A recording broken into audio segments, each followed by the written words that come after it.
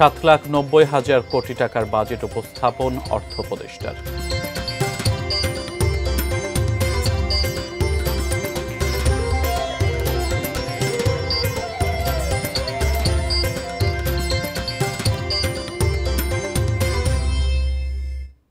ATN news দেখছেন, আমন্ত্রণ জানাচ্ছি দেশের খবরে। আজ আপনাদের সাথে আছি আমি সিয়াম রেজওয়ান। তখন আকিস বসে গ্লাসের সৌজন্যে সংবাদ শিরোনামগুলো শুনছিলেন। দর্শক, 7,90,000 কোটি টাকার বাজেট উপস্থাপন করছেন অর্থ উপদেষ্টা। আমরা বিটিভির সৌজন্যে চলে যাচ্ছি সেখানে।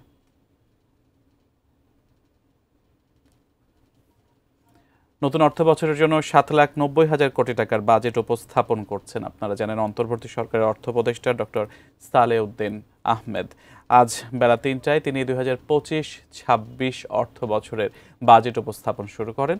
সংসদ না থাকায় তার বাজেট বক্তৃতা বাংলাদেশ টেলিভিশন ও বাংলাদেশ বেতারে সম্প্রচার করা হয়। একটি টেকসই ব্যবস্থা গড়ে তোলার লক্ষ্যে কিছুটা সংস্কার ভিত্তিক এই বাজেটে উন্নয়নের সুফল সকলের কাছে পৌঁছে দেওয়ার পরিকল্পনা রাখা হয়েছে, যেখানে রাজস্ব আদায়ের লক্ষ্যমাত্রা রাখা হয়েছে 5,64,000 কোটি টাকা। জাতীয় রাজস্ব বোর্ডের লক্ষ্যমাত্রা দেওয়া হয়েছে 4,99,000 কোটি টাকা। ঘাটতি থাকছে 2,26,000 কোটি টাকা। করমুক্ত আয়সীমা আগের মতোই 3.5 লাখ টাকা রেখে কর হার বাড়ানোর প্রস্তাব করা হয়েছে। প্রস্তাবিত বাজেটে সরকারি কর্মকর্তা কর্মচারীদের জন্য বিশেষ সুবিধা বাড়ানোর ঘোষণা হয়েছে। এর আগে সবশেষ সংসদের বাইরে বাজেট দেওয়া হয়েছিল 2008 সালে, তখন ক্ষমতায় ছিল সেনা নিয়ন্ত্রিত তত্ত্বাবধায়ক সরকার। জুলাই অভ্যুত্থানে আওয়ামী লীগ সরকারের পতনের পর দেশের হাল ধরা মোহাম্মদ ইউনূসের নেতৃত্বাধীন অন্তর্বর্তী সরকারের এটি প্রথম বাজেট।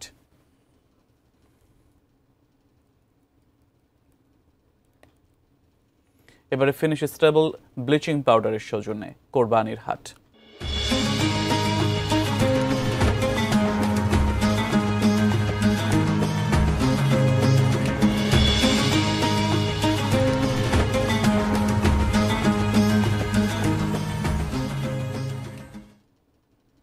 মেহেরপুরের হাটগুলোতে বেড়েছে কোরবানি পশুর সংখ্যা, তবে ক্রেতা কম থাকায় দাম নিয়ে শঙ্কিত বিক্রেতারা।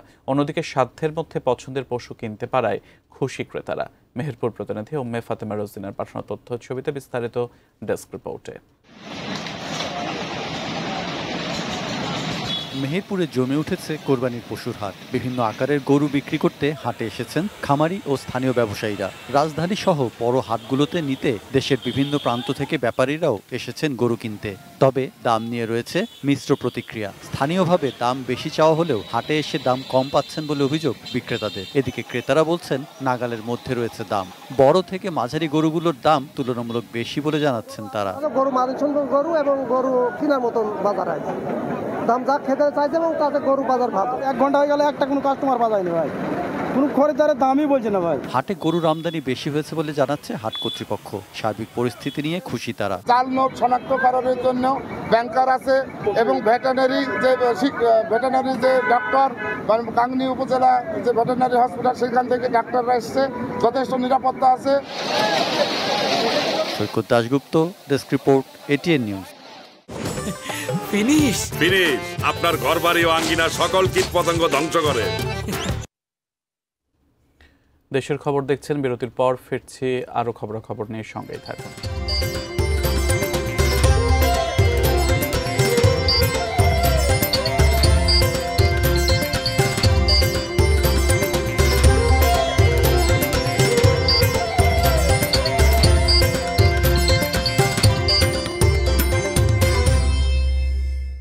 বিরতির পর আমন্ত্রণ, আপনারা দেশের খবর দেখছেন। বাজেট উপস্থাপন চলছে দর্শক। এবারে আমাদের আয়োজন সংকটের সম্ভাবনার বাজেট। আমাদের সংকটের সম্ভাবনার বাজেটের এই আয়োজনে আমরা অতিথি হিসেবে পেয়েছি ডক্টর রুমানা হক, অর্থনীতিবিদ এবং শিক্ষক, ঢাকা বিশ্ববিদ্যালয়। ম্যাডাম, আপনাকে আরও একবার স্বাগত জানাচ্ছি স্টুডিওতে। আপনার সাথে বাজেটের বিভিন্ন দিক নিয়ে আমরা কথা বলছি, আপনার মতামত জানছি। রাজস্বর বিষয়ে কথা বলছিলাম বিরতিতে যাবার আগে যখন আপনার সাথে আমার কথা হচ্ছিল। রাজস্ব আসলে যে ঘাটতি, সে ঘাটতিটা আমরা বরাবরই অনেক বড় পরিমাণে দেখি। এবারে নতুন অর্থ বছরে সেখানে 5 লাখ কোটি টাকার ওপরে রাজস্ব ঘাটতির আমরা দেখছি। এই ঘাটতি মেটানোটা ঠিক কতটা সহজ বলে আপনার মনে হয়? এবার রাজস্ব আয়ের যে লক্ষ্যমাত্রা নির্ধারণ করা হয়েছে 5,26,000 কোটি টাকা মতো, এবং ঘাটতি বলা হচ্ছে 2 লাখ কোটি টাকার একটু ঊর্ধ্বে। তো এখন এই রাজস্ব ঘাটতি পূরণ করার জন্য প্রতিবারই যেটা করা হয় যে আয়করের বিষয়ে কিছু নির্দেশনা থাকে, কিন্তু আমরা সবসময় দেখি যে যারা আসলে কর দিচ্ছে তাদের উপরেই প্রতি বছর করের বোঝাটা বাড়ে, এবং এতে কিন্তু দেখা যায় যে যারা ব্যবসায়ী যারা আছেন ওনারা কিন্তু সবসময় একটু তারা অসন্তোষ প্রকাশ করেন যে আসলে নতুন যে করদাতা তাদেরকে আমরা আসলে খুঁজে পাচ্ছি না। তো এক্ষেত্রে আমার মনে হয় যে, এবং আমাদের যাদের টিন আছে সার্টিফিকেট তাদের কিন্তু দেখা যায় 50% কর দিচ্ছেন, বাকিরা কিন্তু কর দিচ্ছেন না। তো যাদের টিন আছে তাদেরকে আসলে করের আওতায় নিয়ে আসা, সেই সাথে আরও যারা আসলে কর দেওয়ার সামর্থ্য রাখে তাদেরকে খুঁজে বের করা এবং তাদেরকে আসলে করের আওতায় নিয়ে আসা। এছাড়া কিন্তু আসলে আমাদের এই করের যেই রাজস্ব আয় এটা কিন্তু বাড়ানো সম্ভব হবে না। সেটা আমাদের অল্টারনেট সোর্স খুঁজতে হবে যে আর কোন কোন জায়গা থেকে আমরা কর আহরণ করতে পারি, সরকার আয় করতে পারে। তো এখানে আরও ইনোভেটিভ উপায়গুলো নিতে হবে। তবে এক্ষেত্রে আবার আমি বিরতির আগে যেটা বলছিলাম যে নারী উদ্যোক্তারা যেরকম হয় যে তারা অনলাইনে কিছু ব্যবসা করেন, তো এগুলোকে আমি মনে করি যে একটা বিশেষ সময় পর্যন্ত এটাতে ছাড় দেওয়া অথবা তাদের আয়ের একটা অংশের উপরে মানে এই ছাড়ের মাত্রাটা একটু বাড়ানো আর কি। এটা আমি যদি মোটা দাগে বলি যে কিছু পর্যন্ত আয়কে একদম মওকুফ করে দেওয়া এবং তারপরে হয়তো এটাকে চিন্তা করা। তো এই ক্ষেত্রে আমার মনে হয় যে আমাদের একটা সরকারের কাছে এটাই আসলে আমাদের হয়তো আবেদন মনে চাওয়া যে উদ্যোক্তা তৈরিতে যেন আমরা করের বোঝা চাপিয়ে দিয়ে সেটা তাদের উপর একটা চাপ তৈরি না করি, আর যারা আসলে কর দিচ্ছেন তাদেরকে তো সহনীয় মাত্রায় রাখতে হবে। আর কর দেওয়ার প্রথাটা আসলে আমরা এটাকে একটু সহজ করা, সাধারণ মানুষেরও এই ক্ষেত্রে বাড়ানো। ম্যাডাম, আমরা কথা বলছিলাম বাজেট নিয়ে। আপনি নিশ্চয়ই এরই মধ্যে জানেন জাতীয় ঐক্যমত্য কমিশনের সাথে প্রধান উপদেষ্টার দ্বিতীয় পর্বের বৈঠক আজকে শুরু হবে। আমরা সেই ব্যাপারে একটু খোঁজ নিয়ে এসে আবার বাকি আলোচনায় পরে ফিরবো। ঠিক এই মুহূর্তে ফরেন সার্ভিস একাডেমিতে আছেন সহকর্মী সাজিদা সুইটি। আমরা সুইটির কাছে যাচ্ছি। সুইটি, বিএনপির সাথে প্রধান উপদেষ্টার প্রথম বৈঠক অনুষ্ঠিত হবে, জাতীয় ঐক্যমত্য কমিশনের দ্বিতীয় পর্বের প্রথম বৈঠক এটি। বিএনপির যারা আসার কথা তারা এসেছেন কিনা সার্বিক বিষয় নিয়ে জানাবেন। ধন্যবাদ সিয়াম। যেটি আমাদের দর্শকদের বলছিলেন, এর মধ্যে আমাদের দর্শকরা নিশ্চয়ই জানেন যে আলোচনা তো এর মধ্যে অনেক জায়গা হয়েছে এবং মিডিয়াগুলোতেও এসেছে যে এটি আসলে জাতীয় ঐকমত্য কমিশনের দ্বিতীয় দফা বৈঠক হচ্ছে, আলোচনা হচ্ছে, শুরু হচ্ছে আজ। এবং প্রধান উপদেষ্টা ডক্টর মোহাম্মদ ইউনূস তিনি জাতীয় ঐকমত্য গঠন কমিশনের চেয়ারম্যান হিসেবে তিনি এর সভাপতিত্ব করবেন এবং এই আয়োজনটা উদ্বোধন করবেন।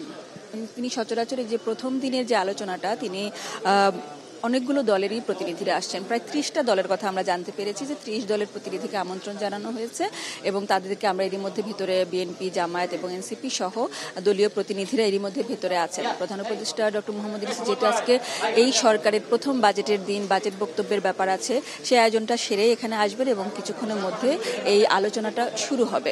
আমরা সে অপেক্ষায় আছি। এখানে একটু বলে রাখি যে এর মধ্যে যতগুলো আলোচনা হয়েছে, বিভিন্ন দফায় আলোচনা হয়েছে এবং বিভিন্ন ইস্যুতে রাজনৈতিক দলগুলোকে তিনি আমন্ত্রণ জানিয়েছেন বা রাজনৈতিক দলগুলো কোনো ব্যাপারে তার সাথে কথা বলার চেষ্টা করলে তিনি সে সায় দিয়েছেন এবং যমুনা সহ ফরেন সার্ভিস একাডেমিতে বিভিন্ন সময় আলোচনাগুলো হয়েছে। বিশেষ করে সংকটকালে যখন কোনো একটা ব্যাপারে যখন সংকটটা বেড়ে যায়, ভুল বোঝাবুঝি বেড়ে যায়, সেই ব্যাপারগুলো যাতে করে সমাধান হয় সেই চেষ্টাটা তাদের মধ্যে ছিল। এই যে এরই পরিপ্রেক্ষিতে আজকের যে আলোচনাটা সেটা খুবই গুরুত্বপূর্ণ। বিশেষ করে দ্বিতীয় দফার আলোচনার কথা গত সপ্তাহের শুরুর দিকে বা তারও আগের সপ্তাহের শেষের দিকে আমরা জেনেছিলাম যে উপদেষ্টা পরিষদের বৈঠকে সিদ্ধান্ত হয়েছিল যে জাতীয় ঐকমত্য গঠন কমিশনের আলোচনাটা দ্রুত হওয়া উচিত এবং ঐকমত্য গঠন কমিশনের যে বিভিন্ন কমিশনের যে প্রধান আছেন, 6টি যে কমিশন প্রথমে করা হয়েছিল সেই কমিশন প্রধানরাই কিন্তু এই কমিশনের সদস্য। তাদেরকে নিয়ে বসে তিনি বলেছিলেন যে আলোচনাগুলো হয়ে যাওয়া উচিত এবং কোনো ভুল বোঝাবুঝি যেন না থাকে, সবাই মিলেই একটা ভালো সিদ্ধান্ত যেন আসে। এই সরকার এবং রাজনৈতিক দলগুলো সবারই কিন্তু একটাই আগ্রহের জায়গা, সবচেয়ে বড় আগ্রহের জায়গা নির্বাচন। এই সরকারের তার সঙ্গে আগ্রহের জায়গা হচ্ছে সংস্কার এবং যে বিচার প্রক্রিয়াটা চালু করে যাওয়া এবং দৃশ্যমান পর্যায়ে আনা, যাতে করে জনগণের কাছে তাদের যে কমিটমেন্ট সেই ব্যাপারটি রক্ষা হয়। আজকে আমরা প্রধান উপদেষ্টার বক্তব্য যেমন জানতে পারবো, ঠিক তেমনি অনেক সময় দেখা যায় তারা ভেতরে আলোচনা করে আসার পরে রাজনৈতিক দলগুলো বাইরের যে কথাগুলো সেগুলো আমরা জানতে পারি, কিন্তু আজকে ভেতরে যে আলোচনাগুলো তাদের হবে, প্রধান উপদেষ্টার কথাগুলো যেমন রেকর্ড হবে, তার সাথে রাজনৈতিক দলগুলোর কি কি মত ওখানে আলোচনায় তারা কি কি বলছেন সেগুলো রেকর্ড হবে এবং একবারে আমরা জানতে পারবো। সুতরাং ভুল বোঝাবুঝি অনেক সময় আমরা এর আগে দেখেছি যে কোনো পক্ষ একটু ভুল বলছেন বা অসত্য বলছেন, এ ধরনের টুকটাক অভিযোগ আসতো। আজ সেরকম ভুল বোঝাবুঝির সুযোগ থাকছে না। ভেতরে তারা কি কি আলোচনা করছেন সেটা জাতির সামনে সরকার পক্ষ তুলে ধরার চেষ্টা করবে এবং যাতে করে কোনো পক্ষেরই কোনো মনক্ষুণ্ণ হওয়ার কোনো পরিস্থিতি তৈরি না হয়। সামনে নির্বাচনকে সামনে রেখেই আসলে আলোচনা। আমরা এর মধ্যে জানি যে বিএনপি সবচেয়ে বড় দল এবং তাদের মতামতের অবশ্যই বড় ধরনের গুরুত্ব আছে সরকারের কাছে এবং দেশের মানুষের কাছে। সে কারণে তারা যেহেতু ডিসেম্বরের মধ্যেই নির্বাচন চাচ্ছে এবং বিএনপির যে ভারপ্রাপ্ত চেয়ারম্যান তিনি বলেছেন যে ডিসেম্বরের আগেও কিন্তু নির্বাচনটা সম্ভব, তাদের সেই চাওয়া এবং সরকার এবং অন্যান্যদের যে সংস্কার ভিত্তিক যে কিছু কাজকর্ম সারার পরে যে নির্বাচনের দিকে যাওয়া, সরকার বারবার করে বলেছে, প্রধান উপদেষ্টা ডক্টর মোহাম্মদ ইউনূস বারবার করে বলেছেন যে আগামী ডিসেম্বর থেকে জুনের মধ্যে নির্বাচনটা হবে, তার চেয়ে একদিনও বেশি সময় তারা নেবেন না। তার মানে হচ্ছে তিনি একটি টাইম ফ্রেম দিয়েছেন, কিন্তু তারপরও সুনির্দিষ্ট দিনক্ষণ সবগুলো দলই চাচ্ছে। প্রধান উপদেষ্টা এর আগে যখন রাজনৈতিক দলগুলোর সঙ্গে বসেছেন তখন উনি বলেছেন যে প্রশাসন এবং যে নির্বাচন কেন্দ্রিক যে প্রতিষ্ঠানগুলো আছে সেগুলো এখনো পর্যন্ত ফুল ফর্মে আসেনি। যে সংস্কার কাজগুলো চলছে তারা যখন আত্মবিশ্বাসী হবেন যে একটা জাতীয় নির্বাচন দেওয়ার মতো সক্ষমতা তারা অর্জন করেছেন তখন তারা নির্বাচনে যেতে পারবেন এবং তখন একটা দিনক্ষণ যে রোড ম্যাপ যেটাকে আমরা বলি সেই রোড ম্যাপটা তিনি দিতে পারবেন। এই হলো আলোচনা এবং ভেতরের আলোচনার উপরে আজকের আলোচনাটা বিভিন্ন দিক দিয়ে গুরুত্বপূর্ণ। সে কারণেই এই আলোচনার উপরে অনেকেরই অনেক চাওয়া পাওয়ার ব্যাপারগুলো রয়েছে এবং সবারই আগ্রহের ব্যাপার রয়েছে। এরপরে কি হয়, আলোচনায় কি সিদ্ধান্ত হয় বা কোনো রকমের নতুন কিছু আমরা জানতে পারি কিনা, কোনো ভালো পরামর্শ বা পরামর্শের ভিত্তিতে সিদ্ধান্ত আসে কিনা, সেটা অবশ্যই আমরা আমাদের দর্শকদেরকে জানিয়ে দিব। পরের বুলেটিনেও চেষ্টা করবো আরও কিছু নতুন তথ্য যদি থাকে সেটি জানিয়ে দিতে। সিয়াম, সাইদা সুইটি আপনি থাকুন, আমরা পরবর্তীতে আবারও আপনার সাথে যুক্ত হব। কিছুক্ষণ পর প্রায় 30টি রাজনৈতিক দলের প্রতিনিধিদের সাথে আলোচনা জাতীয় ঐক্যমত্য কমিশনের উদ্বোধন করবেন প্রধান উপদেষ্টা। এই বিষয়ে বিস্তারিত জানাচ্ছিলেন ফরেন সার্ভিস একাডেমি থেকে সহকর্মী সাজিদা সুইটি। আমরা আবারও বাজেট আলোচনায় ফিরে যাচ্ছি।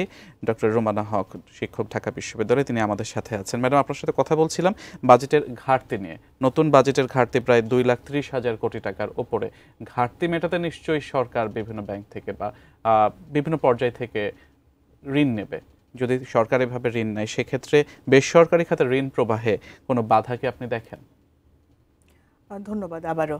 হ্যাঁ, এটা তো একটা ঝুঁকি থেকেই যায়, কারণ আমরা সরকার যদি এই ঋণগুলো বেশি নিয়ে ফেলে তাহলে অবশ্যই যারা বেসরকারি উদ্যোক্তা আছেন তাদের তো ঋণ নেওয়ার সুযোগটা কমে আসবে, তো এক্ষেত্রে বা কমে আসার সম্ভাবনা থাকে। তো এক্ষেত্রে আমি মনে করি যে সরকারকে এই ঘাটতি পূরণের জন্য আসলে তাকেও খুব চিন্তা করে আসলে সামনে পদক্ষেপ নিতে হবে। এবং এক্ষেত্রে আমাদের বারবারই যেটা বলছি যে বিনিয়োগ যেন বাধাগ্রস্ত না হয়, কারণ কর্মসংস্থানটা এর সাথে জড়িত। আপনি এর আগেও বলেছেন যে আমরা ওয়ার্ল্ড ব্যাংকের বা অন্যান্য রিপোর্ট থেকে দেখেছি 27 থেকে 28 লক্ষ নতুন আমাদের বেকার যোগ হয়েছে। তো এই বিপুল যদি আমরা বেকারত্বকে দূর করতে চাই, এবং এবারের আমাদের বাজেটের এটাই তো একটা স্লোগান যে আমরা সংস্কার করব, উন্নয়নমুখী একটা বাজেট দেখতে চাই এবং তরুণ প্রজন্মকে আসলে আমরা উৎসাহিত করতে চাই, তো তাহলে আমাদের কর্মমুখী করতে চাই। তো এই ক্ষেত্রে আমাদের অবশ্যই এই ঋণ প্রবাহ যেন কোনোভাবেই কম না হয় সেটা খেয়াল রাখা। আবার আমাদের প্রান্তিক জনগণ যারা আছে, ক্ষুদ্র ব্যবসায়ী যারা আছে, কৃষক যারা আছেন, তাদের হাতেও যেন তাদের প্রয়োজনের সময় আমরা ঋণ দিতে পারি, এটাও চিন্তা করতে হবে। এবং অনেক ক্ষেত্রে আমরা দেখি আমাদের কিন্তু ইন্টারেস্ট রেটটা অনেক বেশি, তো তরুণ উদ্যোক্তারা এই পরিমাণ ইন্টারেস্ট দিয়ে কিভাবে তারা আসলে ঋণ নিবে। তো এই আমাদের কিন্তু আসলে ইন্টারেস্ট রেটটাও আসলে চিন্তা করার বিষয় যে আসলে এটাকে কিভাবে আমরা যারা উদ্যোক্তা আছেন তাদের আসলে গ্রহণযোগ্যতা সাধ্যের মধ্যে রাখতে পারি। সরকারি বেসরকারি খাতের অংশীদারিত্বের মধ্যে একটা যদি আমরা বলি যে ম্যাচ আপ যেন থাকে, তারা যেন সরকারি এবং বেসরকারি খাতের অংশীদারিত্বের যে প্রয়োজন সেই প্রয়োজনটা যদি আমরা মেটাতে পারি তাহলে আমরা বলবো বাজেটটা সফলভাবে বাস্তবায়ন হচ্ছে, সিস্টেম কোনো লস নাই। সেক্ষেত্রে সুশাসন, স্বচ্ছতা এবং বাস্তবায়নের জন্য আপনার পরামর্শ কি থাকবে? দেখুন, একটা বিষয় আবারও একটু যোগ করতে চাই যে আমরা এই বাজেট নিয়ে যত আলোচনা করছি তার আরেকটা সাইড হচ্ছে আসলে বাজেটটাকে বাস্তবায়ন করা এবং এই বাজেটের গুণগত মানটা নিয়ে কথা বলা। আমরা তো এখন শুধু সংখ্যা নিয়ে বলছি, কিন্তু এইটা যদি সঠিকভাবে সঠিক কারণে ব্যবহার করতে হয় তাহলে সেই পদক্ষেপগুলো কিন্তু নেওয়াটা জরুরি। এবং এই জন্য আগের যে বাজেটগুলো হয়েছে, আগের যে বাস্তবায়নগুলো হয়েছে সেগুলো কিন্তু এই সরকারকে বুঝতে হবে, সেগুলো আলোচনা করতে হবে। এবং এখনকার বাজেট যে তৈরি হয়েছে যে তথ্য উপাত্তের উপর ভিত্তি করে, অনেক ক্ষেত্রে তো আমরা এটাও দেখেছি যে অনেক ক্ষেত্রে সেই তথ্য উপাত্তগুলোও সঠিক ছিল না। সঠিক তথ্য উপাত্তের ভিত্তিতে এমনভাবে এটাকে ব্যবহার করতে হবে যেন গুণগত মানটা নিশ্চিত থাকে। এবং আপনার প্রশ্ন যেটা ছিল যে আসলে এই বাজেটটা যে বাস্তবায়ন তারা করবেন সেক্ষেত্রে কোথায় বাস্তবায়ন করবে বা কীভাবে এটাকে আমরা নিশ্চিত করতে পারি যেটা সঠিকভাবে করবে। তো এক্ষেত্রে হয়তো স্বাস্থ্য শিক্ষার কথা, যেহেতু এই বিষয়ে আমি বেশি কাজ করি, আমি একটু বলে নিতে চাই এখানে যে আমাদের স্বাস্থ্য, শিক্ষা, সামাজিক সুরক্ষা এই খাতগুলোতে যেন আসলে অগ্রাধিকার দেওয়া হয় এবং সেখানেও আসলে প্রাথমিক শিক্ষা, প্রাথমিক স্বাস্থ্য, এখানে আমি মনে করি যে বিনিয়োগটা খুবই প্রয়োজন। সুতরাং যেই বাজেটটা হচ্ছে সেটা কোথায় ব্যবহার করলে আসলে আমরা বলি যে ভ্যালু ফর মানি বা আমার রিটার্নটা বেশি আসবে, সেটা চিন্তা করতে হবে আমাদের। সেক্ষেত্রে যেহেতু আপনি বরাদ্দের কথা বললেন এবং স্পেসিফিকভাবে স্বাস্থ্য এবং শিক্ষার কথা বললেন, খাতভিত্তিক ধরলে গুণগত পরিবর্তনের কথা যদি ম্যাডাম আমরা বলি, যে বরাদ্দ এটা দেওয়া হলো, আমি যদি এর থেকেও কম বরাদ্দে এর চেয়ে ভালো কিছু করতে পারি, অর্থাৎ সেই দিকের বিশ্লেষণটা করার মনে হয় সময় এসেছে। এই বিষয়টা যদি গুরুত্ব দিয়ে কিছু বলেন। আমি আপনাকে ধন্যবাদ জানাচ্ছি চমৎকার এই প্রশ্নটি করার জন্য। আসলে আমাদের গুণগত মানটা দেখতে হবে। আরেকটা হলো যেটা আমরা বলি না, কস্ট বেনিফিট অ্যানালিসিস করা, যে আমার একটা কাজ আমি কোথায় আসলে এটাকে বিনিয়োগ করলে আমার সবচেয়ে বেশি আমার সেটার রিটার্ন আসবে। এবং এক্ষেত্রে আমাদের কিন্তু যে কোনো আপনি গবেষণায় দেখেন, অন্য দেশের উদাহরণ দেখেন, তরুণদের উপর আপনি যদি বিনিয়োগ করেন এটা রিটার্ন আপনার অনেক আসবে। যেমন আমি একটা উদাহরণ দিই যে অ্যাডোলেসেন্ট হেলথ, এখানে বলে যে আপনি যদি 1 টাকা বিনিয়োগ করেন এই তরুণদের স্বাস্থ্যের জন্য, সেটা আপনার 10 টাকা রিটার্ন দিবে। তো এবং এক্ষেত্রে আমি আরও স্পেসিফিক বলতে চাই যে প্রাথমিক শিক্ষা, আমরা সবসময় মনে করি যে প্রাথমিক শিক্ষাটা কিন্তু শিক্ষার একটা ভিত্তি, এখানে কিন্তু বরাদ্দ বাড়াতে হবে। কিন্তু আমি একটু আশঙ্কার কথা শুনছিলাম যে প্রাথমিক শিক্ষা নাকি বরাদ্দ কমানো হবে। এটি আমার মনে হয় যে আমার দিক থেকে আমি বলবো যে এটি একটা দুঃখজনক সিদ্ধান্ত হবে। কারণ আমরা টাস্ক ফোর্সের যে রিপোর্ট ছিল সেখানে আমরা বলেছি যে প্রাথমিক শিক্ষায় আসলে বরাদ্দ বাড়ানো, গুণগতভাবে সেটা ব্যবহার বাড়ানো, আসলে যে শিক্ষকদের যে সুযোগ সুবিধা তৈরি করা, অবকাঠামোর উন্নয়ন থেকে শুরু করে সঠিক সময় বই দেওয়া বাচ্চাদেরকে, প্রাথমিক শিক্ষার ভিত যদি না হয় তাহলে পরবর্তীতে সে কিন্তু আসলে আপনার তার পরবর্তী শিক্ষার কথা বলেন অথবা কর্মক্ষেত্রে বলেন, তার কিন্তু তাহলে প্রোডাক্টিভিটি কমবে। ঠিক একইভাবে প্রাথমিক স্বাস্থ্যের ক্ষেত্রে আমি মনে করি বিনিয়োগের এই ক্ষেত্রগুলো আসলে চিহ্নিত করা উচিত যে এই বাজেটটা আসলে কোথায় আমি ব্যয় করলে আমার কাঙ্ক্ষিত আসলে লক্ষ্য আমি পূরণ করতে পারব। এখন আমরা যখন বাজেটের বিষয়ে কথা বলি তখন কিন্তু বারবার আমাদের মধ্যে দাম কোনটার বাড়ছে কোনটার কমছে এই বিষয়টা মাথায় থাকে। আপনি স্বাস্থ্যের বিষয়ে কথা বলছিলেন, আমরা এতক্ষণ পর্যন্ত দেখতে পাচ্ছি ইনসুলিন এবং ক্যান্সারের ওষুধের দাম কমানোর একটা সিদ্ধান্ত নেওয়া হয়েছে, কিভাবে দেখছেন? আমি এটাকে খুবই সাধুবাদ জানাচ্ছি, কারণ আমরা স্বাস্থ্য ব্যবস্থাপনা নিয়ে যারা দীর্ঘদিন কাজ করি, আমরা কিন্তু সবসময় বলছি যে মানুষের ওষুধ কেনার যেই খরচটা, বিশেষ করে অসংক্রামক ডায়াবেটিস, উচ্চ রক্তচাপ, ক্যান্সার, এই ধরনের যেই ক্রনিক কন্ডিশনগুলো আছে, এগুলোর জন্য দীর্ঘদিন ওষুধ খেতে হয় এবং এটা পরিবারের উপর কিন্তু একটা চাপ তৈরি করে এবং অনেকে দেখা যায় জমি জমা বিক্রি করে দিয়ে তারা আরও দরিদ্র হয়ে যাচ্ছে এই চিকিৎসা ব্যয় মেটাতে গিয়ে। তো এই ক্ষেত্রে যদি ইনসুলিন এবং ক্যান্সারের রোগের যে চিকিৎসার যে ওষুধ, এগুলো যদি ভর্তুকি দিয়ে অথবা কর রেয়াত করে এগুলোর দাম যদি জনগণের কিছুটা ক্রয় ক্ষমতার মধ্যে আনা যায়, আমি মনে করি তাদের চিকিৎসা ব্যয় কমবে এবং তারা একটা স্বস্তি পাবে। এবং এখন কিন্তু প্রতি ঘরে ঘরে আপনি দেখবেন যে এই ডায়াবেটিস, হাইপারটেনশন, ক্যান্সারের রোগী আছে। সে সাথে আরেকটি কথা আমি একটু বলতে চাই, সময় দিলে আমি একটু, যে আসলে এইটাও কিন্তু একটা সময় আমাদের চিন্তা করতে হবে যে আমার রোগী হবে, আমি তাকে ওষুধ দিয়ে তাকে চিকিৎসা করব এবং সেই ব্যয়টা সরকার দিবে। আমি সাধুবাদ জানাচ্ছি, অবশ্যই এই সময় এটা প্রয়োজন, কিন্তু একসময় এটাও কিন্তু সাথে সাথে আমাদের চিন্তা করতে হবে যে অসুখ যেন না হয়। সেই জন্য বিনিয়োগটা আমরা সেই জন্য বানাতে বলছি। এটা কিন্তু একদিনে আপনি এটা একটা একটা ব্রিজ তৈরি করলে আপনি যেমন দেখতে পারবেন যে হ্যাঁ এটা তো তৈরি হয়েছিল, এখন হচ্ছে ফ্লাইওভারটা আপনি দেখতে পাচ্ছেন, কিন্তু এই বিনিয়োগটার ফলাফলটা একটু ধীর হয়, সুফল দীর্ঘমেয়াদী। হ্যাঁ, সেজন্য প্রিভেন্টিভ প্রমোটিভ কেয়ারে আমরা বলি যে বিনিয়োগ করার জন্য। আরো বিষয়ে কথা বলবো, একটা ছোট্ট বিরতি নিয়ে আসি। সংকটের সম্ভাবনার বাজেট নিয়ে আমরা কথা বলছি, ডক্টর রোমানা হক আমাদের সাথে অতিথি হিসাবে আছেন। একটা বিরতির পর ফিরছি, সঙ্গেই থাকুন।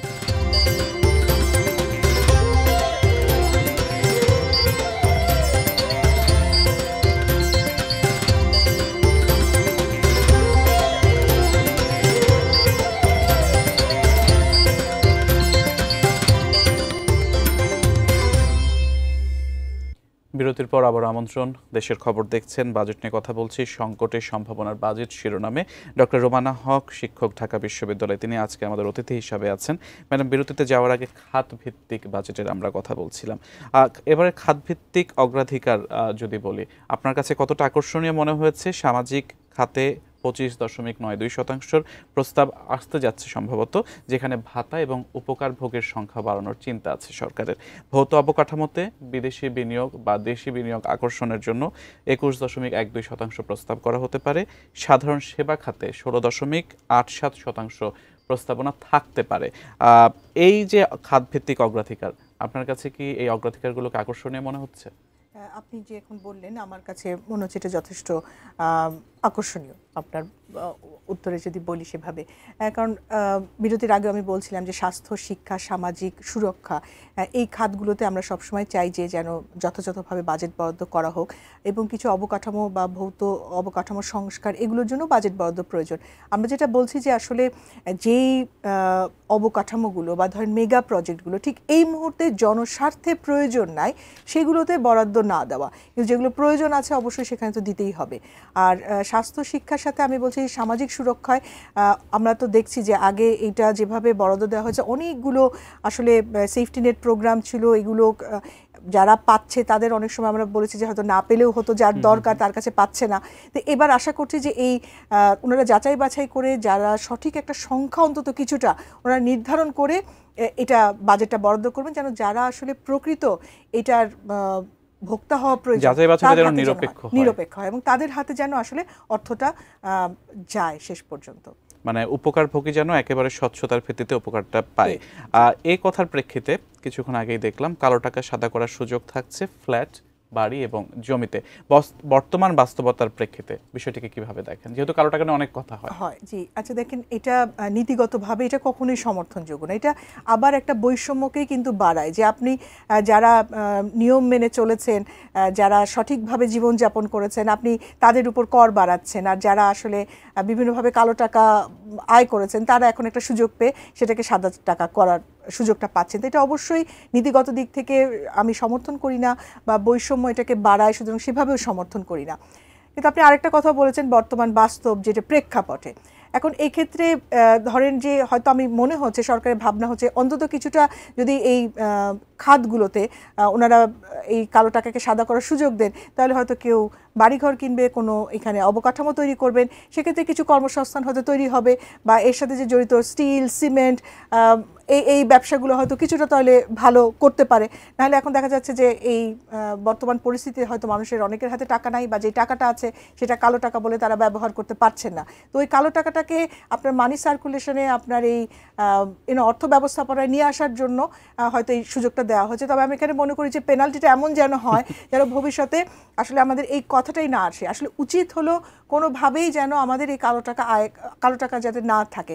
সুতরাং আমাদেরকে আবারও বলছি প্রিভেন্টিভ মেজার নিতে হবে যেন এই সাদার সুযোগ এই প্রসঙ্গটাই যেন নীতি এবং ব্যবসা দুটাকে একসাথে সমন্বয় করতে হবে ঠিক করে, যেন আমাদের এই সুযোগটা না আসে কারোর এইভাবে অবৈধভাবে অর্থ উপার্জনের। সেজন্য নিশ্চয়ই দুর্নীতি দমন কমিশন কাজ করছে এবং সামনে আরও কাজ করবে, সেই সুযোগ সরকার করে দেবে আমরা আশা রাখি। এলডিসি নিয়ে এবার একটু কথা বলি। এলডিসি থেকে আমরা উন্নয়নশীল দেশের তালিকায় যাচ্ছি বা যেতে অর্থনৈতিক যে প্রবৃদ্ধি বাড়ানোর প্রয়োজন, এবারে বাজেটে কর এবং শুল্কর যে ব্যবস্থাটা, সে ব্যবস্থায় আমরা দেখলাম 600-র ওপরে পণ্যে সম্পূরক শুল্ক তুলে নেওয়া বা কমানো হতে পারে, আবার বাণিজ্য বাড়াতে 100 পণ্যের ওপর থেকে আরও কমানো হতে পারে। এই বিষয়টাকে কিভাবে দেখছেন? কারণ উন্নয়নশীল দেশের তালিকায় যেতে গেলে উন্নয়নশীল দেশের মতো ব্যবসা বাণিজ্য বা পরিবেশ সৃষ্টি করতে হবে, আপনার মতামত? বিরতির আগেও আমরা কিছুটা আলোচনা করেছিলাম যে আসলে এই পরিবেশটাকে যদি আমরা ঠিক করতে চাই, ব্যবসা বান্ধব করতে চাই, অবশ্যই এখানে বিনিয়োগ প্রয়োজন। এখানে জ্বালানি খাত বলেন, আমাদের যোগাযোগ ব্যবস্থাপনা বলেন, এগুলোতে বিনিয়োগ প্রয়োজন। আবার আপনার আগের প্রশ্ন ধরে আরেকটু বলতে চাই যে কালো টাকা যে সাদা, কালো টাকা সব কিন্তু অবৈধ না, অনেকগুলো আছে যেটা আমাদের কর হয়তো দেওয়া হয় না, অপ্রদর্শিত আয় যেটা কর হয়তো দেওয়া হয় নাই। তো এইভাবে নানান দিক থেকে যদি আমরা বলি যে আমাদের কিভাবে আসলে এই আমাদের অর্থনৈতিক অবস্থায় আসলে বিনিয়োগটাকে বাড়াবো এবং যাদের সেভিংস আছে তারা যেন সেভ করে। এখন আমাদের যেই বিভিন্নভাবে যে সঞ্চয় করার যে প্রবণতা, এটা আমাদের দেশে কিন্তু অনেক সময় দেখা যায় কম। তো কীভাবে আসলে সঞ্চয় মানুষকে আগ্রহী করা হবে এবং এই তখনই তো বিনিয়োগটা আরো বাড়বে, তাই না? মানুষের ব্যয় যখন কমবে, আয় যখন বাড়বে, তখনই তো মানুষ সঞ্চয় করবে, তার আগে তো হবে। আর তাছাড়া একটা প্রবণতা আমাদের দেশে হয় না যে অনেক সময় আমাদের সঞ্চয়ের প্রবণতা অনেক ক্ষেত্রে কম থাকে। তো এই জন্য সঞ্চয় প্রবণতা বাড়ানো এবং আমাদের যেমন আগে বা এখনো হয় যে আপনার কর সপ্তাহ যেরকম করা, সেরকম এই যে কীভাবে যে আমি সঞ্চয় করতে পারি, আমার সঞ্চয়টা যেন সেফ হয়। আমাদের দেখেন অনেকে মনে করে জমি কিনলে এটার দাম তো দিন দিন বাড়বে, একটু জমি কিনে রাখি, কিন্তু আমি যে ব্যাংকেও টাকা রাখতে পারি, হ্যাঁ, এবং সেটা যে আসলে আমার একটা সঞ্চয়ের ভালো উপায় হতে পারে। এবং এখানে কী কী ধরনের সঞ্চয়ের অপশনগুলো আছে দেখবেন আপনি যে ইন্টারন্যাশনাল ব্যাংকগুলো তার ক্লায়েন্টদেরকে অনেক বলে এটা করা যাবে ওইটা করা যাবে, কিন্তু আমার যারা এরকম বড় ক্লায়েন্ট না, আমার যারা মধ্যবিত্ত পরিবার, তারা কিন্তু জানছেন না আসলে কোনভাবে কোন ব্যাংকে রাখবো, কিভাবে রাখবো, কি সুবিধা পাওয়া যাবে। তো তাদেরকেও আসলে এই প্রশ্নের আপনার এই কথা সূত্র ধরে কিন্তু ব্যাংক খাতের যে দুর্বলতাটা ছিল সেই বিষয়টা সামনে চলে আসছে। এই বিষয়ে আলোচনা করব আরেকটা বিরতি থেকে ফিরে এসে। দর্শক, সংকটের সম্ভাবনার বাজেট নিয়ে কথা বলছে, আরেকটা বিরতিতে যাচ্ছি, সঙ্গেই থাকুন।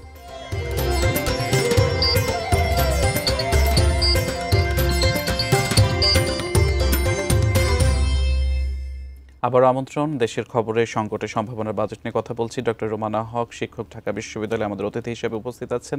আরও একবার ধন্যবাদ এবং স্বাগত আপনাকে জানাচ্ছি। আমরা বাজেটের বিভিন্ন দিক নিয়ে কথা বলছি। আপনার কাছে এবারে জানতে চাই রাজস্ব নীতির সাথে মুদ্রানীতির সমন্বয়। কারণ রাজস্ব বাজেটের ৫৭% বেতন, ভর্তুকি আর ঋণ পরিশোধে চলে যাবে এবং সরকারি চাকরিজীবীদের জন্য চমক আছে বা আকর্ষণ আছে, সেটা অর্থ উপদেষ্টা কিছুক্ষণ আগে জানিয়েছেন। বিস্তারিত বলবেন। ধন্যবাদ। আসলে সমন্বয় তো সব জায়গায় প্রয়োজন এবং এখানে আমরা আসলে কি পরিমাণ রাজস্ব আয় করছি, আসলে আলোচনায় কিছুক্ষণ আগে আমরা বলছিলাম আমাদের ট্যাক্স জিডিপি রেশিও আমরা সবসময় বলি যে এটা আমাদেরকে বাড়াতে হবে। আমরা যদি বলি যে আমাদের মুদ্রানীতি এবং এই যে মূল্যস্ফীতি সবগুলো কিন্তু এক সুতায় বাঁধা এবং একটার সাথে আরেকটা যে লিঙ্কগুলো আছে এটা আমাদেরকে চিন্তা করতে হবে যে আমরা আসলে কোন ধরনের পলিসিগুলোর দিকে যাচ্ছি। এবং আমার মনে হয় যে এক্ষেত্রে সরকারের যারা আরও এক্সপার্ট আছেন এবং অংশীজন যারা আছেন তাদের সাথে আসলে মত বিনিময় করা প্রয়োজন। যে কোনো আমরা দেখি প্রথম দিকে যেমন আমরা এনবিআর এর প্রসঙ্গটি বলছিলাম যে এটি যেমন ভাগ করা হলো, যে সিদ্ধান্তটি ছিল সঠিক কিন্তু যে প্রক্রিয়া সিদ্ধান্ত নেওয়া হয়েছিল সেটা বিভিন্ন ধরনের আসলে আলোচনার জন্ম দিয়েছে। তো এখানেও আমরা যে নীতিগুলোর কথা বলি সেই নীতিগুলো তৈরি করার ক্ষেত্রে অবশ্যই সমন্বয় প্রয়োজন এবং এক্ষেত্রে যারা অংশীজন আছেন, যারা বিশেষজ্ঞ আছেন তাদেরকে নিয়ে আসলে একসাথে বসে নীতিগুলো নির্ধারণ করার প্রয়োজন। আর আরেকটা হচ্ছে যে নীতি যখন বাস্তবায়ন করা হয় সেক্ষেত্রেও কিন্তু এগুলোকে ফলো আপ করা যে হ্যাঁ আমি যেটা বাস্তবায়ন করছি কতটুকু করতে পারছি, কোথায় আমার গ্যাপ থাকছে এবং একটা আরেকটাকে কীভাবে ইনফ্লুয়েন্স করছে। দেখা যায় যে বিভিন্ন ইউনিটগুলো আলাদা আলাদাভাবে নীতিগুলো অনেক ক্ষেত্রে তৈরি করেন এবং তাদের সমন্বয়হীনতার অভাবে কিন্তু একটা নীতি পাশ হয়ে যাচ্ছে এবং যেটার আরেকটা ইম্প্যাক্ট আরেকটা নীতির উপর আছে সেটা অনেক সময় দেখা হয় না। তো মোটা দাগে আমি বলবো যে খুব স্পেসিফিক হয়তো এই সময় যাচ্ছি না আপনার প্রশ্নে, কিন্তু এই সমন্বয়হীনতাটাই কিন্তু আমাদের অনেক ক্ষেত্রে দেখা যায় যে আমাদেরকে পরবর্তীতে কাঙ্ক্ষিত লক্ষ্যে পৌঁছাতে পারি। ম্যাডাম আমরা একটা বিষয়কে নিয়ে একটু কথা বলি, সেটা হচ্ছে কর সংস্কার নিয়ে। কারণ বলা হচ্ছে কর সংস্কারের উদ্যোগটা যদি সফল হয় তাহলে কিন্তু সরকারের যে রাজস্ব হয় সেটা কিন্তু বাড়বে। 15% অভিন্ন ভ্যাট হারের আমরা এর আগে কথা শুনেছি। কর রিটার্নের ডিজিটাল ব্যবস্থার কথা, ভ্যাট নিবন্ধনের নিয়মে শক্ত হয় এবং বার্ষিক লেনদেন 50 লাখ টাকা হলে একটা করের কথা আমরা এখন পর্যন্ত শুনে আসছি। জানি না বাজেট এটা কতটুকু বাস্তবায়নের কথা বলা হবে, কিন্তু কর সংস্কারের বিষয়টা কতটা গুরুত্ব পাবে? খুবই গুরুত্বপূর্ণ একটা বিষয়। কতটা গুরুত্ব পাবে সেটা তো আমরা সময়ই আমরা সেটা বলে দিবে, কিন্তু এখানে সংস্কার কমিশনও যেই প্রস্তাবনাগুলো দিয়েছেন তারা কিন্তু খুবই সুচিন্তিত পরামর্শ দিয়েছেন এবং শ্বেতপত্রে আমরা বেশ কিছু পরামর্শ দেখেছি। আর এই যে কর নীতি তৈরি করা এবং বাস্তবায়ন, এটাকে যে পৃথকীকরণ, এটা তো একটি অংশ। এছাড়াও কিন্তু তাদের দক্ষতা বৃদ্ধি করা এবং এই যে বিভিন্ন ইউনিটের মধ্যে সমন্বয় এবং যোগসাজশগুলো মানে তাদের এটা সমন্বয় বৃদ্ধি করা। আরেকটা হলো যে দক্ষতা শুধু সাথে সাথে ডিজিটালাইজেশন, আমাদের যে কর আহরণের প্রক্রিয়া, কতজন কোন অবস্থায় কিভাবে কর দিচ্ছেন এটা মনিটর করার জন্য কিন্তু আসলে একটা ডিজিটালাইজ পদ্ধতি দরকার। এর সাথে আমরা বলবো যে অনেক পণ্যে আছে যে ব্যান্ড রোল বা ট্যাক্স স্ট্যাম্পগুলো ব্যবহার করা হয়, এগুলোর আধুনিকায়ন করা, হ্যাঁ, এবং যে ক্ষেত্রে সম্ভব সেখানে কিউআর কোডগুলো ব্যবহার করা। এবং অনেক ক্ষেত্রে আমরা এটাও দেখি যে এই বার কোডগুলো বা স্ট্যাম্পগুলো কিন্তু অনেকে 2 বার করে ব্যবহার করেন। হ্যাঁ, তো এগুলো যাতে রহিত করা যায় সেজন্য এই কর পদ্ধতিটাকে, কর ব্যবস্থাপনাকে আধুনিকায়ন করতে হবে এবং কর কাঠামোর পরিবর্তনও চিন্তা করা যায়। অনেক ক্ষেত্রে দেখা যায় অনেক দ্রব্যের অ্যাড ভ্যালোরাম ট্যাক্স আছে যেটা মূল্যের উপর কর, আবার কোনো দ্রব্যের আছে আমাদের স্পেসিফিক ট্যাক্স আছে, সুনির্দিষ্ট কর, কোনটার জন্য কোনটা প্রযোজ্য সেটাও কিন্তু চিন্তা করতে হবে এবং কর কাঠামো কিন্তু আমাদের পরিবর্তন করতে হবে বিভিন্ন দ্রব্যের ক্ষেত্রেও। একেবারে শেষ সময়ে আমরা এসেছি, শেষ প্রশ্ন একবার ছোট করে আপনার কাছে জানতে চাই। আমরা সাধারণ মানুষ এত কিছু আসলে বুঝতে চাই না, আমরা বুঝতে চাই আমরা ঠিকমতো খেতে পেলাম কিনা, ঠিকমতো আমাদের পরিবহন ব্যয় ঠিক আছে কিনা, আমরা নিরাপত্তা পেলাম কিনা। এবারের বাজেট নিয়ে আপনার শেষ মন্তব্য সাধারণ মানুষের জন্য কি থাকছে বলে মনে করছেন বা কি আশা করছেন? আশা করছি যে এবার অবশ্যই যে একটা জনবান্ধব বাজেট হবে বলছি আমরা, উন্নয়নমুখী বাজেট হবে, অবশ্যই বৈষম্যহীন বাজেট হবে। তো আশা করছি যে অবশ্যই বৈষম্য কমবে এবং বিভিন্ন ধরনের প্রণোদনার কথা আমরা শুনেছি, বৈষম্য কমানোর জন্য সামাজিক সুরক্ষার কথা শুনেছি। আশা করছি বৈষম্যহীন একটা জাতির দিকে আমরা যাব। সেই সাথে দ্রব্যমূল্যের দাম কমে, জনগণ চায় যে দ্রব্যমূল্য যেন সহনীয় মাত্রায় থাকে, সরকার যেন এই দিকে গুরুত্ব দেয়, সেটা আমরা আশা করছি।